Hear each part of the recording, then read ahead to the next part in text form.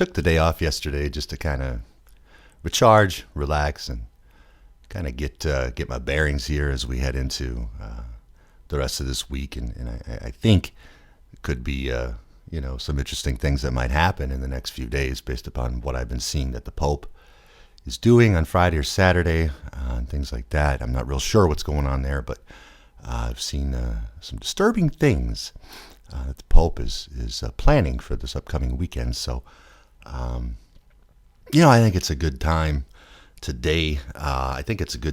And I wanted to say it last night, but I just didn't want to jump on and say this and nothing else. It might be a good time today to, if possible, set some time aside and spend some real time seeking God, just seeking God. Not necessarily praying for anything or praying for this or praying for that or this person or that person or this nation or that nation or any of that, but to really, and I think I'm going to do it myself today quite a bit, in between whenever you hear from me anyway, spend some real time seeking the Almighty, seeking His face, seeking who He is. And He's going to show you some things when you do that, genuinely. I know He will. Genuinely seek Him. He's going to show you some things that you need to know. But anyway, yesterday, I just took the day off and relaxed and just been hanging out with a pretty cool person. And man, I tell you, when two like-minded people, when two very, very like-minded people get together and start talking about these things face to face, the things that come out of those conversations, man, the things that kind of erupt and explode out of these face-to-face conversations, which are 10 times, 100 times, a million times more potent than social media conversations. There's a reason they keep us apart, because that's where the danger is. It's us like-minded people talking in person. And so the ideas and the thoughts and the conclusions and all the things that are coming up with, man, they're just flying so fast. And I've tried to take notes. And, I always, when I want to take a note about something I don't want to forget, I'll always just kind of text myself real quick. I'm just weird like that. I don't use calendars ever for schedules and stuff like that. I just don't use the typical tools that you're supposed to use, but so I'll text myself. I'm just texting myself. Don't let me forget this. Don't let me forget, and I'll text myself. But there was one major thing that we touched on yesterday. It was about an old book from 1954. Man, I can't remember the name of it, and I can't read it from here, but it's called The Technological Society. It's called The Technological Society. It's from 1954, and we were talking about that book. And it's got a reel-to-reel tape on it on the front cover, looking like it's the upcoming technology of the world, reel-to-reel tape. And it was at the time, but it was some huge, great idea sprung out of that. And we're like, that we cannot forget. We won't forget it. I'm like, I don't even need to bother taking a note on that. And ever since then, we've been trying to remember what it was, because we just moved on to the next thing, So I should have taken the note. It'll come back if it was important. But I'm just saying, man, when we get together, it's face to face. Ooh, it's a whole different thing than all this Twitter and texting and all that. Anyway, what I wanted to talk about today is kind of that this morning. It's about social media, and it's about how we're using it right now and how I've been using it and all these things. And it just seems social media is just crashing down. Twitter, I'm sure you've experienced the same thing on your Twitter, although I have a very, very small Twitter account. I got 450 followers. I just opened it 3 weeks ago. I took two months off of Twitter and came back as Revelation Free Radio after my Beast System Revealed channel was taken down. And so I just came back 3 weeks ago, and I got 450 followers. But my goodness, any post you put out there is nothing. There's no activity. I see likes disappear constantly. I see shares disappear constantly. I've seen things that I've shared that I've no longer shared. And I got to go, it is trying to discourage us from using it all, and then showing us minuscule numbers of reach and things like that. And whether that's true or not, I don't know. Could be, could not be. I have no idea. I think the numbers are all crap, but I don't know how much deep control they have over every single post you put on Twitter and how they can manipulate it, unless it's AI doing it. But I don't know, we're really, the thing about it is social media has always been created to make echo chambers. And so as soon as you start building your social media following or who you follow and things like that, it's all your interests. It's all what you want to follow for the most part. I try to break out of that. I try to follow like all the Democrats, and I'll follow like Chuck Schumer and all that. And it doesn't matter because the Twitter feed won't show me those posts in my feed, even if I follow them. They just show me the posts of like the people that agree with me, right? It's just this constant reinforcement of confirmation bias, they call it, where you're just constantly confirming what you already know, which is not necessarily a bad thing. Like, confirmation bias isn't negative. It keeps you, stable in your knowledge and what you know. But I think that's what we should use to our advantage, because we're only talking to each other pretty much at this point. I mean, yeah, other people might seep in and see some things that we're talking about. I might question a thing or two, but man, you just walk around in the world and it's hard to believe there's many people left that are still searching for some sort of truth, because this spell runs so deep. It runs so deep. And the area I'm in right now, man, it's just like a knockout punch. I walked in yesterday, and again, I'm in an area it's like masks are absolutely required in all scenarios. Not even, like, it's not an issue of masks anymore. It's an issue of, are you double masked or are you single masked right now where I'm at? And I was like, whatever, and so I walk into a gas station without one on, and again, nobody says anything to me. Nobody says anything. And I was actually nervous, because I'm used to where I normally am, and I know the mask situation, although it's still like 99% of people, like, I know nobody's going to say anything to me because nobody ever has for a year, Well, now here it's totally different, and no, still nobody said anything to me. So, but my point is, man, it's just brutal. Oh, I don't even know what a face looks like anymore. I stand outside, and nearly everybody in their cars has one on too, and on the bikes and walking around. I just don't know. I guess this is blah to everybody at this point. Everybody knows what's up, but I can't get over it. I can't believe it's the world. I can't believe what happened. I can't believe it. I have to accept it. I have to accept it. Like, but I will. I am. It's just, jeez. What the hell, man? Like, seriously, stop for a second and think, what the hell was that? That just slapped us upside the head and changed our whole lives like that. And now we're in this battle that we never asked for, right? Well, that's why we got to stick together. And I think, I put up a tweet last night, tweet, right? But I pinned it because I think it's important. And I've been talking about this a little bit on this channel, which, by the way, I should tell you, I still don't have my three.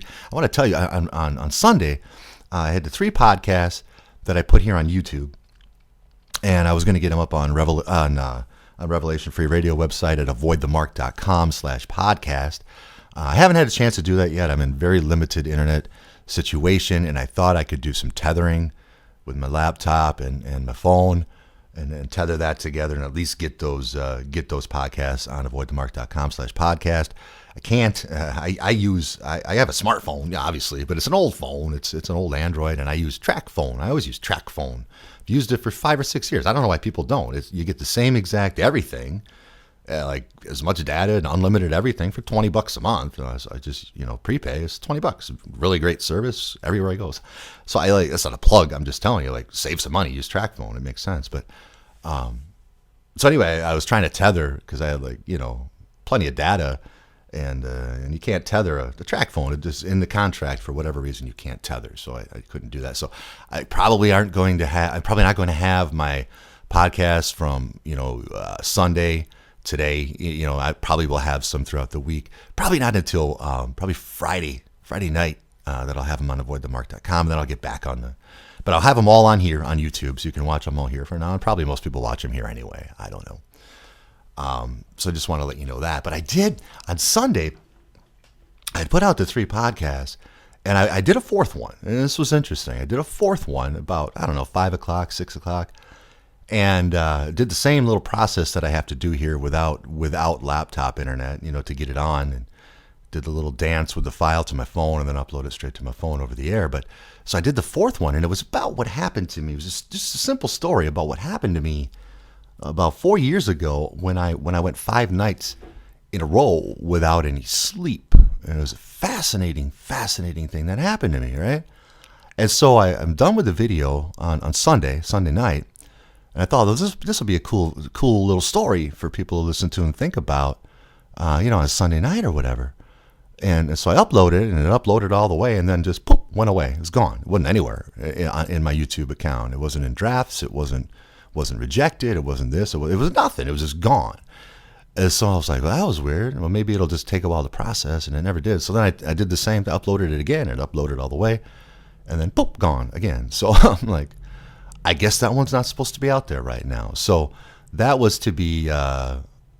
It was to be. I had mentioned in an earlier podcast changing the name to Real Talk instead of just Real Talk to Real Talk Therapy. Real Talk Therapy. I like it better. Because it kind of mocks talk therapy in one way and is a different kind of talk therapy in another. So it was the first one I was going to call Real Talk Therapy, episode 35. Because I'm just going to keep the numbering system going, but it wouldn't upload. So I'm going to keep that one as 35. This will be 36, and at some point, if God wants that out there, I think He'll trigger it. There might have been a different reason I recorded that. It might have been for a more personal situation in my life, I think. But we'll see. It's a really cool story. I'd really love to share. But if God doesn't want it out there yet, then I'll have to be patient about that, right?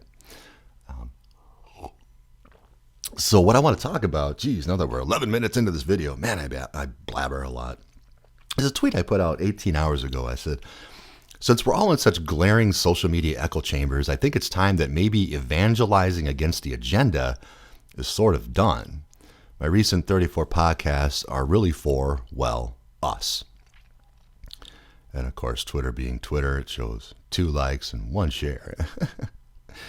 Nobody's interested in that. Nobody's interested in that. Nobody at all. It's just Travis. Everybody just wants the vaccine. That's what they want you to think. But it's true. I want to talk to just us, whoever us is. Us of the people of God, who understand, who really are of God, and not the God of this world, not the God who's sending you to your church parking lot to get genetic therapy, right? And that's the thing with genetic therapy or gene therapy that they're doing right now. Why have we been calling it a VAXX the whole time? Why haven't we been calling it what it is? It's gene therapy. It's experimental gene therapy. And that's what they're doing to the world. I don't know. It's not a vax. It never has been. And I think, when we start calling it for what it is, experimental gene therapy, every time somebody mentions it, oh, you're going to get the experimental gene therapy. They can roll your eyes at you or whatever, but that's what it is. That's why it didn't take 5 years to come out and be produced and tested and all that, like every other vaccine, like them or not. And I sure don't, but they all take a minimum of 5 years, 5 to 10 years. That's why it's not what it is. It's genetic therapy. So those of us in God who understands we don't want the genetic therapy, experimental, we got to start really sticking together big time. And I'm seeing that just in my last few days and being one-on-one with somebody like-minded and the power that's in that. And so that's why I've really transitioned. In my Beast System Revealed days, it was all about evangelizing, reality to people, evangelizing the power of God, evangelizing what was coming with the mark of the beast, evangelizing what we thought the VAXX was, and talking about masks and all that stuff. Man, that game is done. It's over. It's lost. Turn on the TV. Go walk around the world. They won that. Everybody's wearing them. Everybody's wearing 2. Everybody's lining up for the jab, the big bad jab. Oh, I need my jab to get back to my life. Jab me. Where you need a jab. Jeez, man, it's ridiculous. But that's what they're doing. So the heck with them. That's what I feel. I'm done arguing. I don't care. I don't care how close you are to me. I don't care. I'm not changing minds anymore. I'm just not. And if something I've said in the past if some words I've put out there in the past, in the last year, into the ether can still get to them, well, those words are still out there. But I'm done putting those words out there. From me from now on are going to be for us to get through this, because we're going to have some major shit to get through. I hope nobody thinks this is going to be easy and we're going to sit there, meditating in a bubble. Gosh, man, you get blindsided. So the us is what matters right now. The us remnant, us people of God who really want to seek him and seek him hard. Like we're going to do today. I think we need to do today. Man, I know I do. There's some bad things. There's some bad things in the air, man. I feel it. I know it. The last few days, I don't know how to describe it, but I've gone through it before, and it was always through some major changes. I went through it right before COVID was announced. I went through it right before the big George Floyd situation. I went through it, just recently in my own life personally, and there was a huge transition for me. I'm going through it now, and the best way I can describe it is sort of like kind of an in-between state. I don't know how to say it, but between the world and the physical world and the spiritual world, and kind of a disconnect, a little bit of a disconnect, almost like you're in dreamland in some ways in your head, although you're connected with reality at the same time. You're kind of that feeling you used to get when you were a kid, maybe, or maybe you still do, and certain cold medicines or whatever you take, you get kind of lightheaded, just a little disconnected. And whenever I get that feeling, something major happens, something major happens. And so I know it's time for me to seek the face of God on that. But the problem with spending all of our energy evangelizing against what's going on in the world is it's impossible for us not to get sucked directly back into it. And in one of our discussions yesterday, our one-on-one discussions I was having with this individual, they were talking about the eye of the storm. And how if you remember how Trump, Big Mr. T, I don't think you can say the TRUMP word again. I think they're screening for that on YouTube again. I'm not sure. I don't keep up with what Susan Wojcicki sends out to content creators. I don't care. But the Big Mr. T, as I like to say, and some others do as well. I don't think you can say it, so I just say the Big Mr. T. But he said back in 2017, I think it was, the storm was coming. The storm, nothing can stop it. The storm is coming. And they said to him, what do you mean by that, Mr. President? And he said, well, you'll see. And this is it. We've been in the storm for a year. And what do? You think about a storm, and what it is. Think about like the worst kind of storm, like a hurricane, like a big old hurricane, right? Going across the Atlantic. And these hurricanes, they always have the eye of the storm. And in the eye, in the very center, in the middle, is where is this peace and calm at all times. All around that eye of the storm rages. It rages 100-mile-an-hour winds and lightning and waves crashing and destruction. But as long as you stay in the eye, and if you've ever been through a hurricane, I remember when I lived in Orlando, back in, I don't know, late 80s, early 90s. I don't remember what year, or I mean, late 90s, early 2000s. I don't remember what exact year this was, but there was a semi-substantial hurricane that came through, the Florida area, and it was enough to reach Orlando. It wasn't that bad by the time it hit Orlando, which is like 45 minutes-ish west of the Atlantic coast. But I remember, it was bad. It was windy, and the rain was insane. And then all of a sudden the eye, and it felt like the storm was over. And you just sat there, it's like, oh, okay, that's cool. It's over. But they're like, no, it's just in the eye. And then all of a sudden it picks right back up again. And I thought, well, I should have just jumped in my car and stayed in the eye until the whole thing went away. Right? And it's true. Like, that's what God is telling us to do right now. I really believe it. He's telling us to stay in the eye of the storm. Stay in the eye where it's calm and observe the storm all around you. See it for what it is. You can't avoid it. You can't avoid seeing it. You can avoid it all you can. You can keep your eyes closed once in a while if you get a little scared, But you got to realize the storm is happening and watch what's happening. Keep an eye on it. But the problem is, if you so much as touch the edge of that storm, because of the force of the winds that suck in from the eye and on out, you get close to that edge, you start dabbling and trying to go back to evangelizing these people that are long since gone. They're going to bring you a Russian wave of just disaster, and just puke that the way they think, because they've been so indoctrinated. And there's a good chance you get sucked right into that storm, and you do. It's game over. There's so many things that can suck you into that storm. We're not immune to it at all. In fact, the only way to stay in the eye is to stay in God. It's it. And to seek Him, to constantly be seeking Him and be in alignment with where He's directing your life. It's the only way. I know it sounds too easy. It sounds too simple. But that's what He's going to do, and really keep you safe and protected and peaceful while the storm rages around you. And it's going to be raging for a long time. It's got a long ways to go, and we're going to have to ride this out. This thing's just begun. So my first thought was, well, yeah, that's fine, God, ride it out in the eye of the storm. Woohoo. Yeah. Eventually, I got to get out of the storm. I got to get out. I can't live the rest of my life sitting here in the middle of the storm. And the first thing He said to me was, Travis, the storm eventually ends. The storm eventually dissipates. That was the exact word I heard, was dissipate. And I was like, yeah, duh. You think of a hurricane that comes on shore and gets weaker and weaker and weaker, and the eye still exists, but it still rages, but it gets weaker and weaker, and then they downgrade it to category this and that, and then that's just a tropical storm, and then a tropical depression, and then it's just a little rain shower. And that's what God is telling me. Like, if we stay in the eye, right there with Him, face to face with Him, while this storm rages around us, this storm is going to rage. God's judgment is falling.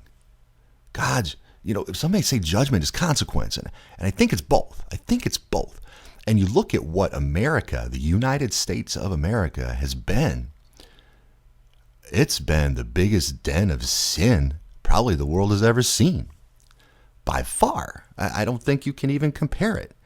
And we think that we're blessed by God or something. That we're somehow special in America in the eyes of Yahweh, and the truth couldn't be farther. It couldn't be farther from the truth. We've killed over 60 million babies. Really think about that. And if we did nothing but that, you think consequence doesn't come from that, and what gets done with those babies after they're killed?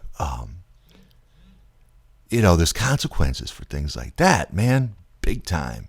Whether you want to call it the judgment of the Almighty or whether the judgment is simple consequence. And hold on a second here. So you take just that, okay? Then you take the porn. You take the porn and the filth that gets churned out of America and into the world, in the porn industry, and the damage that does, to men, the damage it does to relationships, the damage it does to women and marriages and even friendships and parenting and child relationships. And that's all coming from here. Like, we've been the ultimate Freemasonic experiment in the history of the world. That's all America's ever been. It's been a big old Freemasonic experiment. And they're done with it. They're done with the experiment. It's over. It's time to engage next level. As Big Mr. T kept saying, we will enter a new age. Well, they want to. They want to enter a new age. It's not the age we want to go in. We're going in a very different age with our Creator, Yahweh, the one that's almighty and more powerful than all these ridiculous plans that they're trying to pull off here and that they think they've got us on. So it's not a matter of it's not a matter of trying to save America at all. Never has been. You're not going to do it. All these quote unquote Christian patriots out there that are all pumped up, still trying to save America through the Republican Party or whatever the hell they're trying to do. You're wasting your time. You're wasting your time. It's not about, America truly, I don't know how anybody else can disagree with this. And I could be completely wrong, but to say that America isn't Mystery Babylon, I don't know how you could say it's not, because everything it talks about with Mystery Babylon describes America. And if you read about Mystery Babylon in the Bible, you'll see what happens to Mystery Babylon. It's already happened. It's already happening. It's happening right now. This country is over. Look at D.C. This country is over. It's dead. They killed it. They killed it. They killed it. And I saw some crazy thing this morning on Deagle.com, Deagel.com.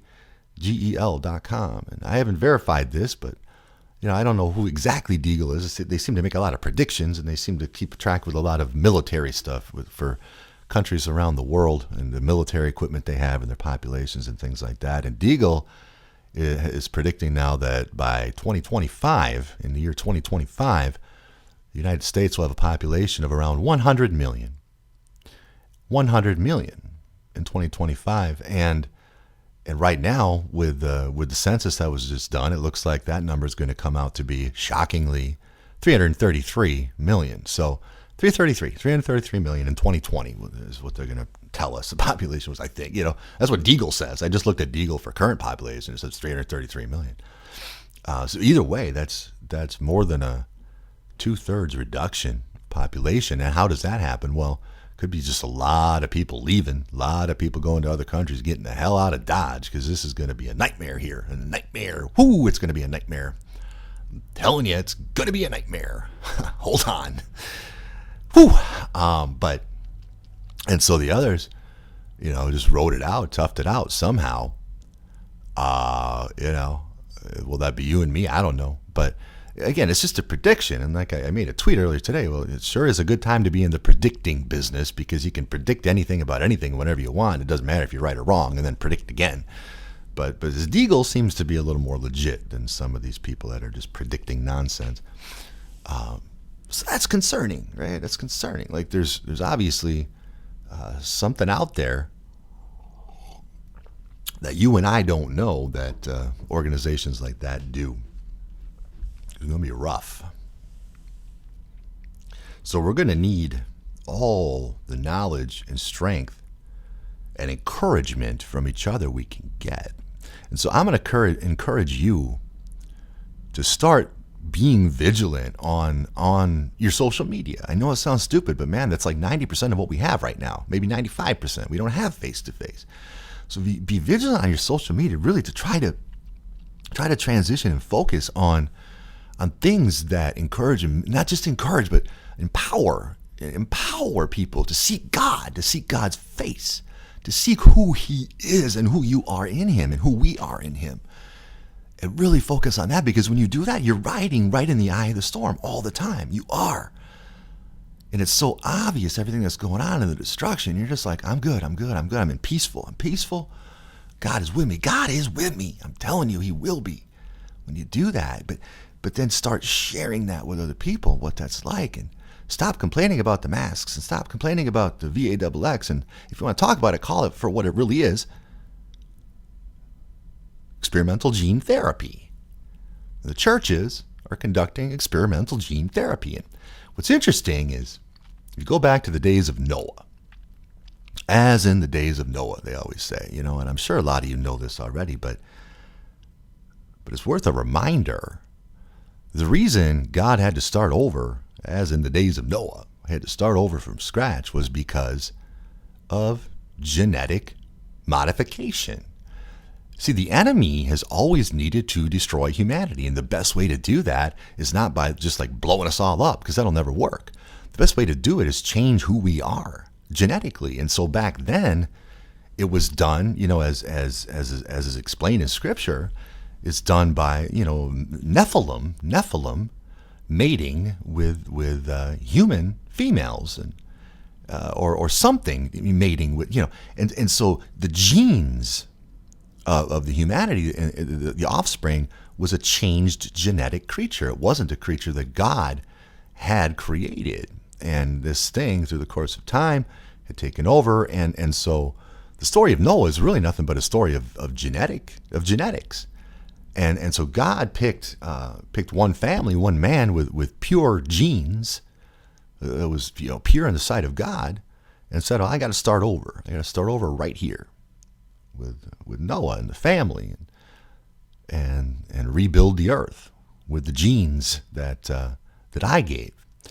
And there's nothing new under the sun. That's all they're doing, trying to do genetic modification to change humanity into something different. And we have no idea the long-term effects of this genetic therapy.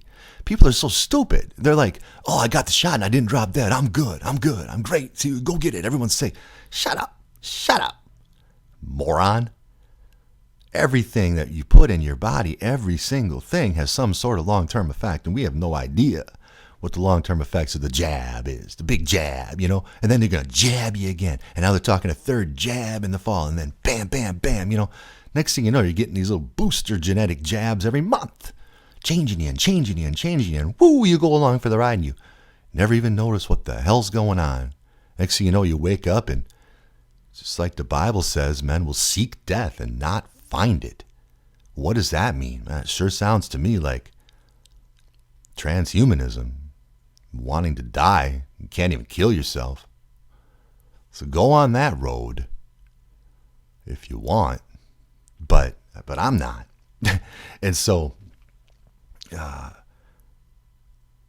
this genetic modification is always been Lucifer's plan. It's always been from day one. It's the best way to crush us. And so God has really been showing me, like, as in the days of Noah and the genetic thing, etc., where he's putting us, his chosen people, which you and I are. If you're listening to my voice right now, you are chosen by Yahweh, your creator, to serve him. You're chosen by the one who created you in his image, exactly like him. You operate like him. You're made in his image, just like you. You're his prized creation, and he's chosen you to serve him. It's unbelievable. And to learn, he wants to show you who he is. I'm knee deep in something called where did it go? Mathematical monotheism. And it's quantum. It's mathematical monotheism, quantum gematria. And I'm a math guy. I'm a music guy and a math guy. And so God really speaks to me through both of those things. But I talked about this mathematical monotheism a couple months ago, and I suggested you go download it. All you got to do is Google mathematical monotheism, quantum gematria, and it'll come up. It's written by a guy named Leo Tavares. I think he's kind of a nobody like me. And God kind of gave him an idea through math of showing mathematically how things are created through. This stuff is unbelievable. It reminds me of like back in December and January, where God was just kind of showing me how to bring sound out of scripture through gematria and asosophy and things like that. And it was just like things he was showing me into, like, that I'd never seen or never heard anywhere else. And so I'm reading this mathematical monotheism, and it's the same thing. It is divine. It's clearly divinely inspired. There's no doubt in my mind. I understand math very well. And this math, it takes a lot to absorb. But some of the things I'm learning, I've been wrong about a few things in December and January, about some certain things that I've thought about, certain equations that I believed it was coming from God, but I just wasn't quite there yet, And so I've been learning some things that are kind of reversing course, and I have to readjust some of the things I've thought. Nothing about anything I made in videos or anything like that, just things that I'm learning personally. So if you really want to dive into, like, can I prove God mathematically through creation? I'm telling you, it's complicated stuff, but find that link. And I just printed it off. It's like 67 pages or something. It's really fascinating. But the ark for this age, the ark for this age is a spiritual ark. You know, we look back in the days of Noah, and obviously it's something he built. Through very specific, specifications that God gave him. He didn't know all that, but God gave him that. And that's kind of how God works in times like these. He will tell you things you don't know and that don't have a reference point. And you just have to go with it and trust him. But this spiritual ark is different. And it's kind of like the eye of the storm. It's kind of all one and the same.